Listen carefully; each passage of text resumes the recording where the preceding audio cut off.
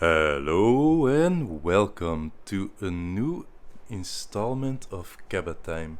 It's long anticipated because it's been quite a while since my last big posting, but finally I mustered up the courage and the time to do all of this. We've got 6 rows. There's a few watches missing here, but they'll be in the complete listing, but mostly present. First row is affordable Omegas. We've got some Seamaster chubby cases, um, black silver sparkle dial. This one is pretty cool. Doesn't capture very well on pictures, but it looks pretty amazing in the flesh. Then we've got, let's just do one by one because it's easier for you that way, and well, for me then as well later. So first off, we've got this one, nice piece, 1950s, has a light patina but quite beautiful. Chubby style case, caliber 501. Then we've got this one, same type as the previous one, also caliber 501, chubby case. Crown is replaced but Omega signed. Comes on a Beats of Rice bracelet, which is not original Omega, but the clasp is Omega signed. Then we've got this one, super sharp, but the dial and hands are service replacements. But yeah, it looks really beautiful. It's original Omega parts, but has been replaced in service. Then up next we've got this Seamaster.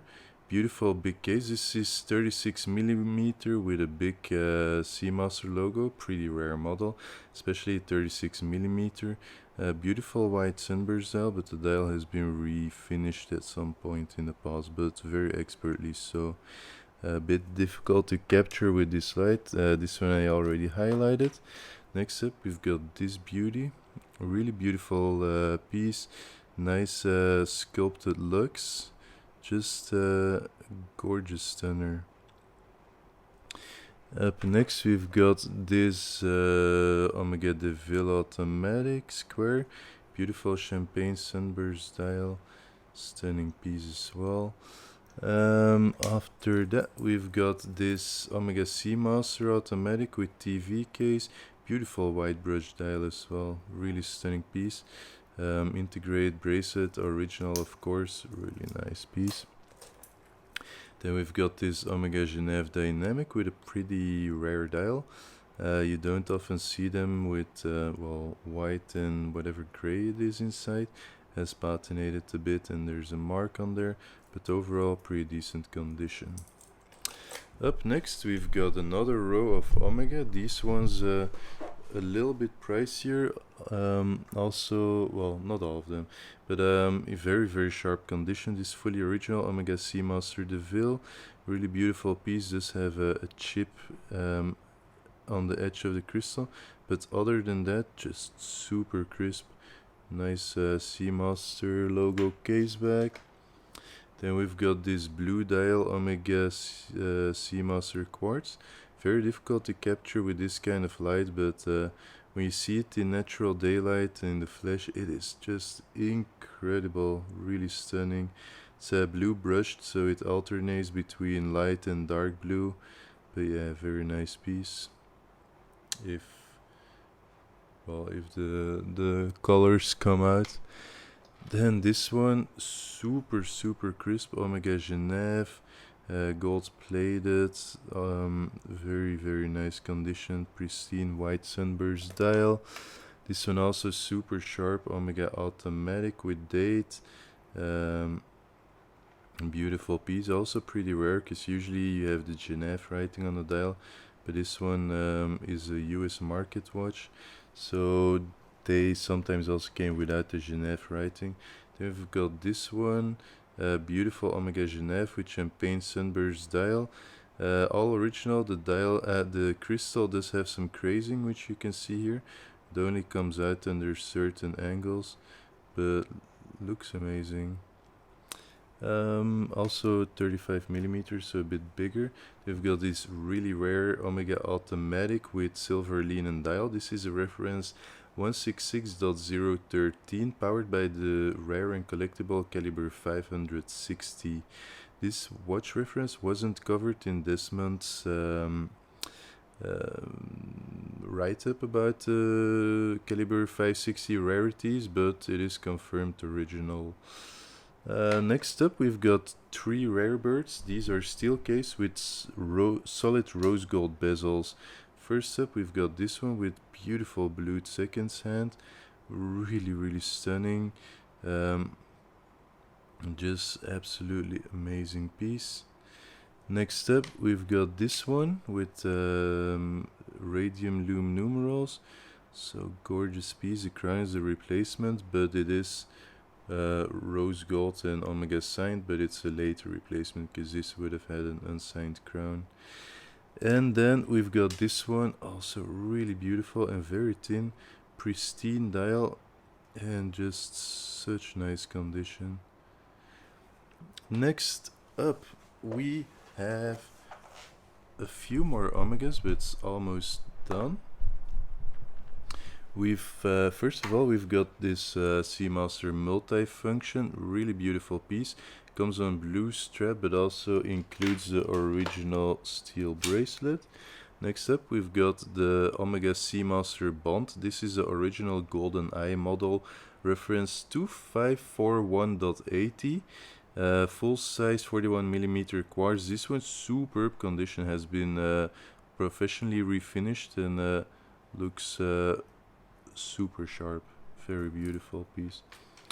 Up next, we've got a bit less common, reference 2221.80. This one is just evolution of this one. It's practically the same except for the red Seamaster on the dial.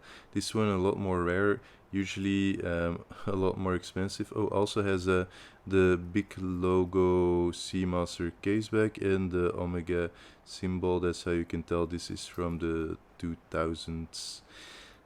This one is from late 1990s, circa 2000. This one is from early 2000s. This one usually are a lot more pricey, but well, my price will please you. Then we've got this beauty. It's a Eterna Matic issued to the Iraqi Air Force. This one was ordered by Saddam Hussein's government, by the Ministry of Defense of Iraq under Saddam Hussein in the 1970s or 1980s.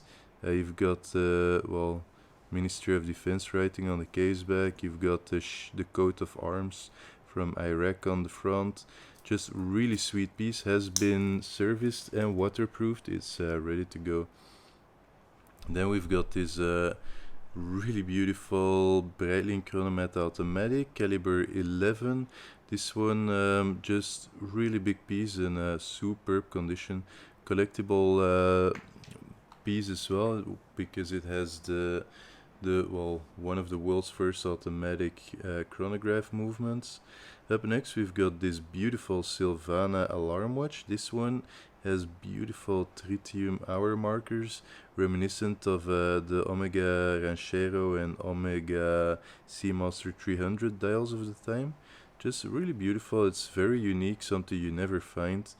And yeah, awesome. And a lot cheaper than Jaeger-LeCoultre Memovox. Up next, speaking of Jaeger-LeCoultre, we do have a few.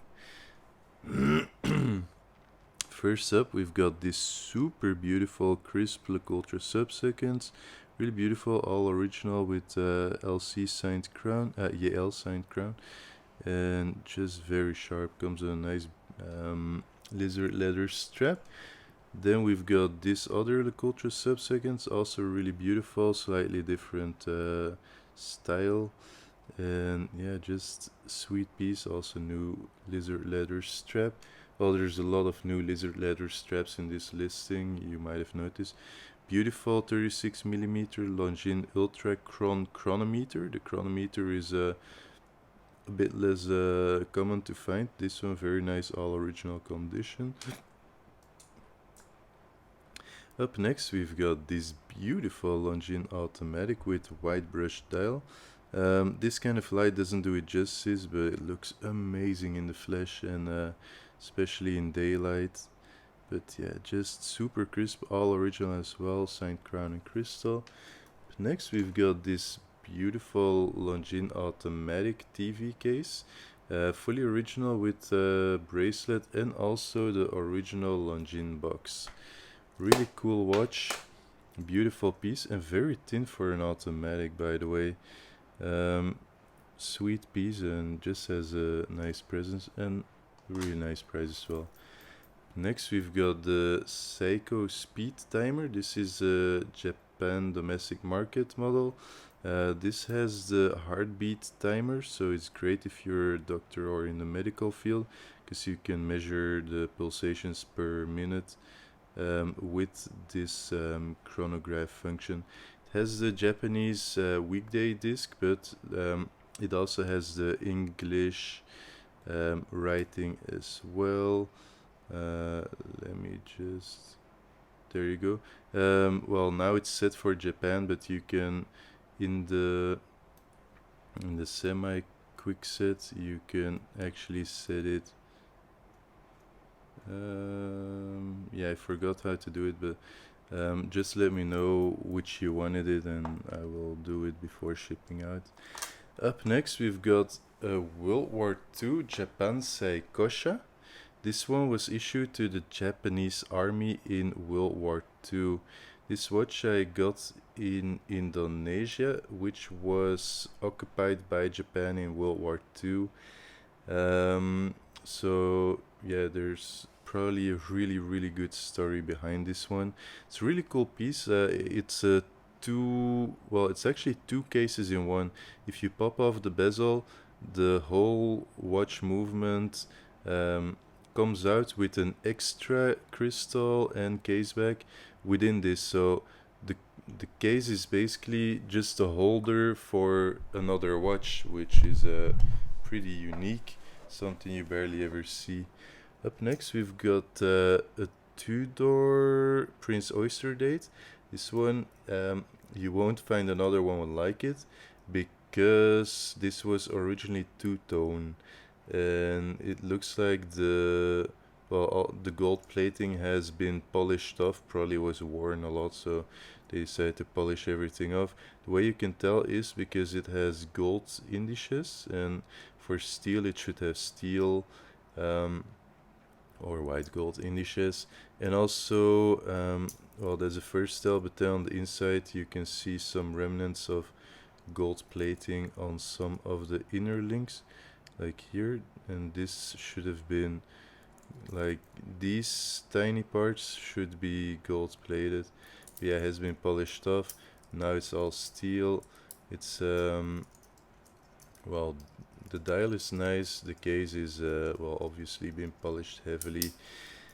Up next we've got a Rolex Speed King.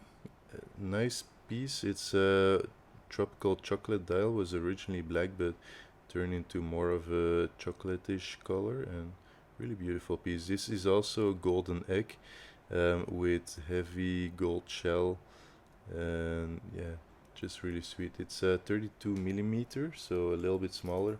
Works it's originally they would call this boy size. Nowadays it also works well for women. Up next we've got this Rolex Oyster Perpetual Date reference 15000. Beautiful original condition.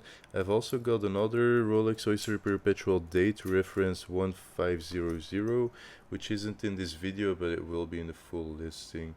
Then we've got this beautiful Smurf. It's a two-tone Submariner reference 16613 from 2002, and its full set with box and papers was originally sold on the 1st of January of 2005 in Medan, Indonesia. Next up we've got this incredible silver linen dial Rolex Day Date. Comes with original 18 karat Jubilee bracelet, really nice condition and just amazing on the wrist. If that one's a bit too pricey, we've still got one without bracelet, really nice no lume dial, and yeah, very beautiful piece this as well. Then lastly we've got Cartier and women's watches. First off, we start with Cartier Santos. This one, beautiful piece. It's a Santos Galbi with blue accents on the dial and blued hands, obviously. They all have blued hands. All original, works perfectly, excellent, well, very, very nice condition. Has light signs of use, but can be refinished to look just like new. All the marks are pretty superficial. Comes with Cartier box. Next up, we've got Cartier Panthère XL, pretty rare model. Well, the XL. Usually you've got the regular Panthère or whatever, but this a lot bigger and well, it's quite similar in size to the Cartier Santos. And yeah, really beautiful piece. Then we've got the Cartier 21. This one is the men's watch, but nowadays it works perfect for women as well. It's a 30 something millimeter diameter, 30 or 32, something like it.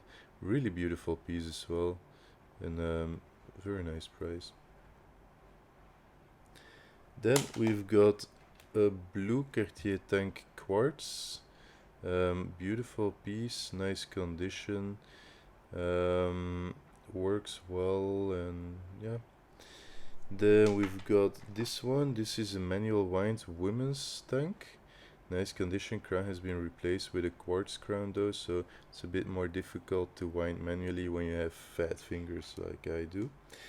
Then we've got the Omega. Cool. We've got the Omega quartz tank. This one is well, really sweet piece. Also vermeil, so like the Cartier, it's a solid silver case with gold plated over top, and really beautiful. Comes with original Omega box as well, and yeah, just the engraved bezel, everything. Also has a guilloche dial, which is a bit difficult to show, difficult to see. Yeah, this kind of light doesn't really do it justice. Then the pièce de la résistance, as they would say. This one, amazing, super crisp 18 karat solid gold women's Datejust with the original bracelet. Like this one, almost, this is near mint, almost like new. Comes with Rolex box. The box is, I believe it's not original to the watch, but it is original Rolex. Super, super nice condition, really stunning piece. This one, like, as good as it gets. Perfect combination as well with the men's day date, just a different dial color, but both beautiful Jubilee. Up next, we've got a fairly rare Rolex Lady Date. Let me just move the hands out of the way. There we go. It's a model you don't see very often, and it's just really cool. It's has a red day disc, has the lady date writing here, alpha hands, everything. This one is from 1960, fully original, including original bracelet and everything. Really cool piece, very rare and beautiful condition. After that, we've got the Rolex Oyster Perpetual.